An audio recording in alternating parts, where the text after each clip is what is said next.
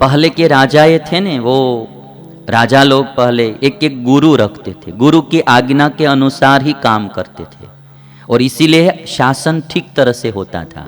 कोई त्यागी पुरुष रहेगा तो निस्वार्थ काम करेगा और सलाह देगा तो भी बहुत जनहित की सलाह देगा। इसीलिए कोई न कोई एक गुरु अपने पर रखते थे राजा और उनकी आज्ञा के अनुसार राज शासन करते थे।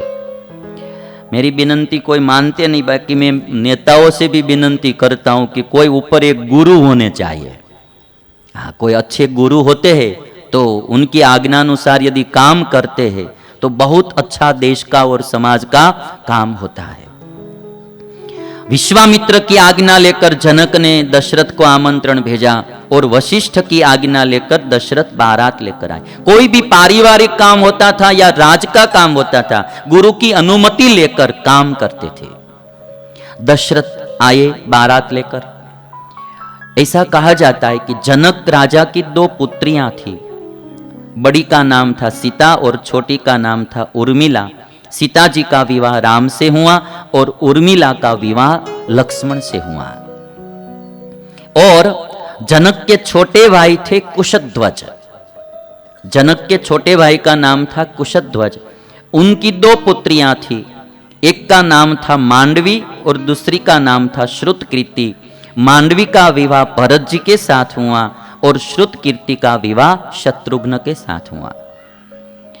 बाद में विश्वामित्र ने विदाई ली, दशरथ राजा ने भी विदाई ली। जब अयोध्या आ रहे थे तो रास्ते में परशुराम जी मिले। परशुराम जी ने राम से कहा कि मैंने सुना है कि आपने शिव धनुष तोड़ा। तुलसीदास जी ने तो बहुत विस्तृत प्रसंग लिखा है, वाल्मीकि रामायण में इतना विस्तृत नहीं है, छोटी सी बात कही है कि परशुराम जी ने कहा कि आपने शिव धनुष तोड़ा है तो मैं मान नहीं सकता हूं, बहुत छोटे से है आप बालक जैसे, और शिव धनुष कैसे तोड़ा? ये मेरे पास विष्णु का धनुष है, इस धनुष को आप तोड़ दो तो मैं समझू कि आपने शिव धनुष तोड़ा। और तब भगवान राम ने विष्णु धनुष को तोड़ा।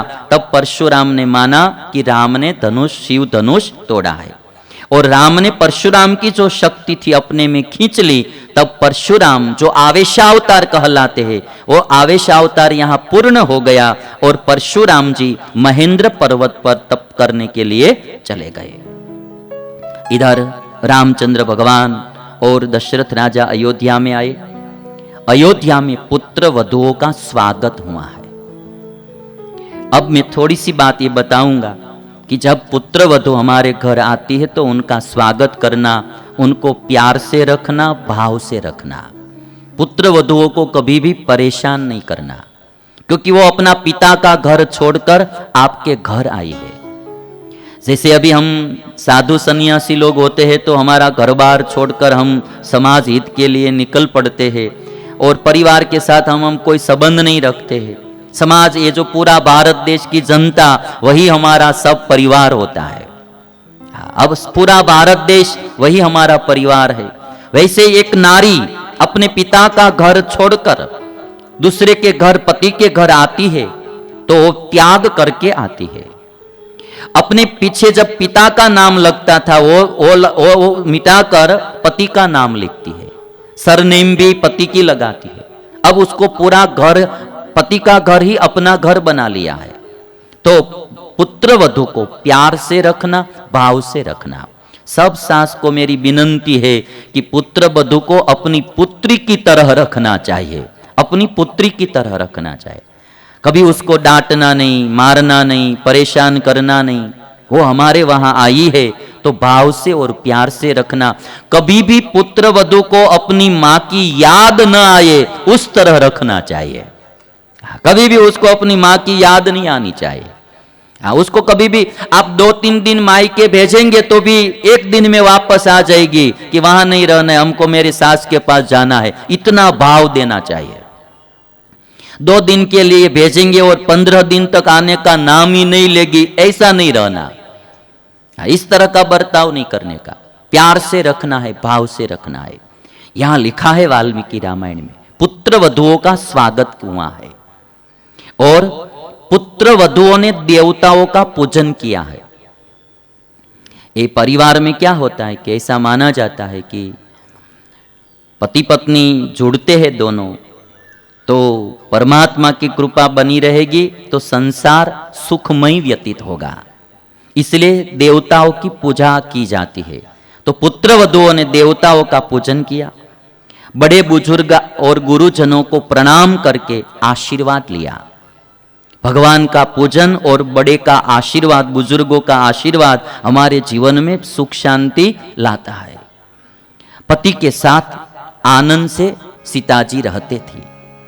एक श्लोक लिखा गया है कि कैसे रहते थे सीता और राम, तो बोलते हैं कि बहुत भाव से और प्यार से पति पत्नी रहते थे।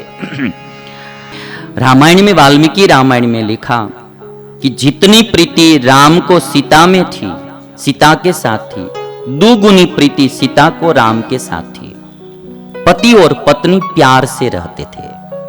आजकल कलयुग में पति पत्नी में भी झगड़ा बहुत होता रहता है। ये रामायण हमको सिखाती है कि पति पत्नी को प्यार से रहना है, दोनों एक दूसरे के सुख दुख में भागीदार होने चाहिए। थोड़ा सा भी संकट किसी को आता है तो छोड़ देते हैं, तलाक लेने की बात करते हैं, ये अच्छी बात नहीं। सुख दुख में साथ देना वो पति पत्नी का जीवन है।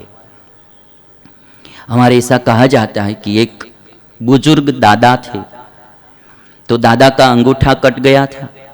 ड्रेसिंग कराने के लिए दादा अस्पताल गए थे, तो डॉक्टर को आने में थोड़ी देरी हो गई, तो दादा ने कहा कि साहब जल्दी जल्दी करो, मुझे जाना है।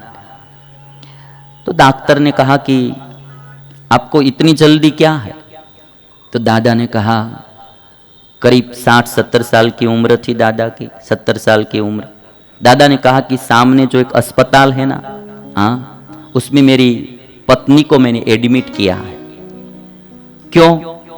तो कहते थे कि मेरी पत्नी गिर गई थी, चोट लग गई सिर पे और उसकी याददाश्त चली गई है, अब किसी को पहचानती नहीं है। तो मेरा नियम है कि दोपहर में मैं हर दिन 12 बजे भोजन लेकर जाता हूँ, मेरी पत्नी को भोजन खिलाता हूँ, बाद में मैं भोजन करता हूँ। तो डॉक्टर ने कहा कि दादा वो आपको पहचानती है ना? मुझे अब पहचानती नहीं।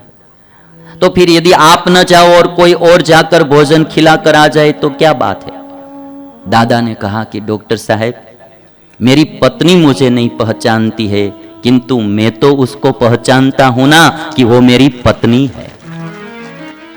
वह मुझे नहीं पहचानती है, किंतु मैं तो पहचानता हूं ना कि वो मेरी पत्नी है, इसलिए मैं हर दिन जाता हूं, अपने हाथ से मेरी पत्नी को खिलाता हूं। पति पत्नी में ऐसा प्यार होना चाहिए।